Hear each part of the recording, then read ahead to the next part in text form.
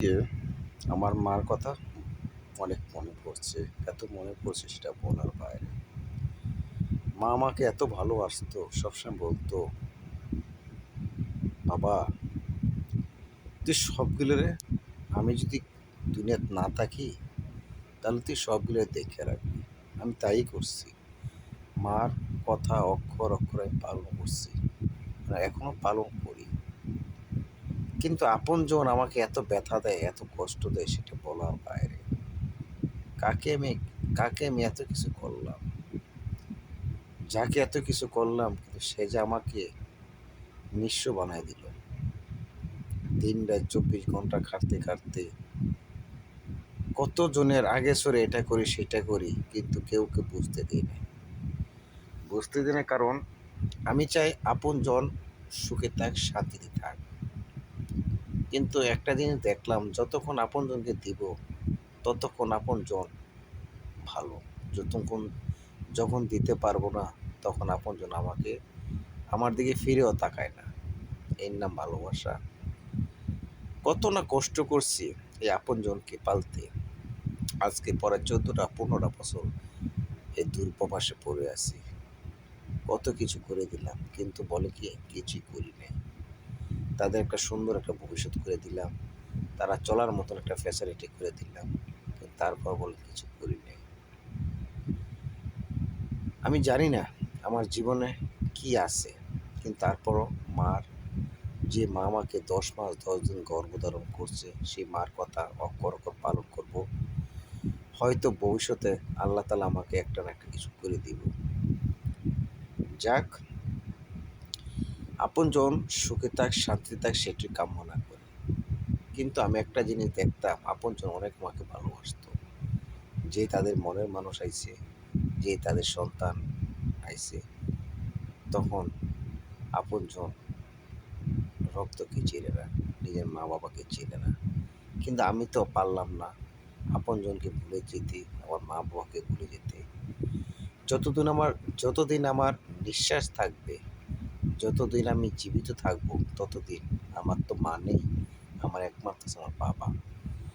ভাই বোন থাকতো না থাকার মতো নেই, কারণ বললাম না, যতক্ষণ দিতে পারবো ততক্ষণ সুখে সুখে থাকে সবাই, কিন্তু দুঃখে থাকি আমি। কিন্তু ঈদ গেল, কত কিছু না গেল, কেউ আমাকে একবারও জিজ্ঞেস করলো না, ভাই কেমন আছো? আমি সবারই খোঁজ খবর লই, কিন্তু আমাকে কেউ জিজ্ঞেস করে না। যতক্ষণ দিব ততক্ষণ সবার জন্য পালা, না দিতে বললে কেউ জন্য পালা না। যাক, পালা যতক্ষণ ছিলাম ততক্ষণ আলহামদুলিল্লাহ, এখন আর ভালো থাকতে নেই, কারণ সবাইকে দিতে দিতে আমি হইলাম নিঃস্ব।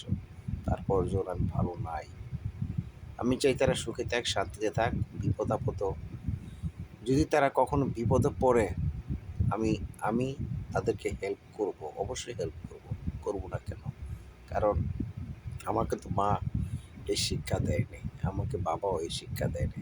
সন্তান তুই রক্তের সাথে বেইমানি করবি না, নিজের ভাই বোনদের সাথে বেইমানি করবি না, তারা যতই করো তুই তাদেরকে দেখিস, আমি দেখব।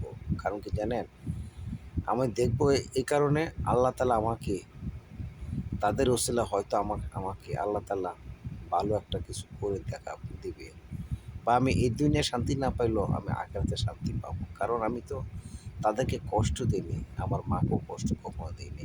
যতটুকু যতটুকু আমার রক্ত, আমাকে যতক্ষণ শরীরে আমার রক্ত ছিল ততক্ষণ আমার মার জন্য আমি যতটুকু পারছি ততটুকু আমি করছি। আমি বড় কিছু বলবো না, আমি এটা সেইটাই করছি। আমার সামর্থ্য অনুযায়ী আমার সামর্থ্য অনুযায়ী আমি মাকে করছি, আমার বাবাকে করছি, এখনও করব। যতক্ষণ আমার নিঃশ্বাস থাকবে ততক্ষণ করব। আমার বউ সন্তানের জন্য সবাই আমার দোয়া করবেন, আল্লাহ তাআলা যেন তাদেরকে সুস্থ রাখে, শান্তিতে রাখে। আমার মার জন্য দোয়া করবেন, মা যেন আল্লাহ তাআলা যেন জান্নাত নসিব করে। কারণ আমার মা তো চলে গেছে আমাদেরকে ছেড়ে অনেক, প্রায় 8-9 বছর আগে। আমরা চাই আমার মাও আল্লাহ তাআলা যেন জান্নাত নসিব করে, মা যেন কবরে থেকে আমাকে দুহাত তুলে দুহাত তুলে যেন আমাকে দোয়া করে, আমি যেন সবাইকে নিয়ে সুখে শান্তিতে থাকতে পারি। আমার কথা কেউ ভাবুক বা না ভাবুক, আমি একবারও বলবো না আমার কথা কেন কেউ ভাববো না। আমি সবার কথা ভাববো। কারণ কি জানেন, নবী পৃথিবীর সকল উম্মতের কথা ভাবছে। নবী নিজের স্বার্থের জন্য ভাবেনি। আল্লাহ আমার নবীকে পৃথিবীর সকল মানুষের কথা ভাবছে বলেই তো আমার নবী এত প্রিয় আল্লাহর কাছে, আল্লাহর ঘনিষ্ঠ বন্ধু। আল্লাহ নবীর যা বলে আল্লাহ তাই শুনে করে, জানো ওই যে আমার নবী এখনও চিৎকার চিৎকার করে সারা সারা পৃথিবীর জন্য, সারা উম্মতের জন্য। এই যে আমরা পাপী, আমরা গুনাহগার,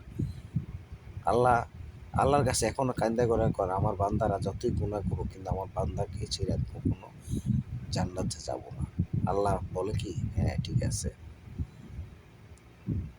আমার নবীর কথা এখনও মানে। অত আমরা পাপ অন্যায় করছি, আল্লাহ তাআলার কাছে আল্লাহ শুকর আলহামদুলিল্লাহ, আল্লাহ যেন আমাদেরকে 5 ওয়াক্ত নামাজি বানাইয়া আল্লাহ জান্নাত নসিব করে। আমরা নবীর কথা অক্ষর অক্ষর পালন করতে হবে, সেই তৌফিক যেন আল্লাহ করে। যাক, সবাইকে সুস্থ থাকেন, ভালো থাকেন। আমার কথা ভুল প্রান্তে হলে সকলে আমাকে ক্ষমা করে দেবেন। আর সবাই সবার জন্য খেয়াল রাখবে, কারণ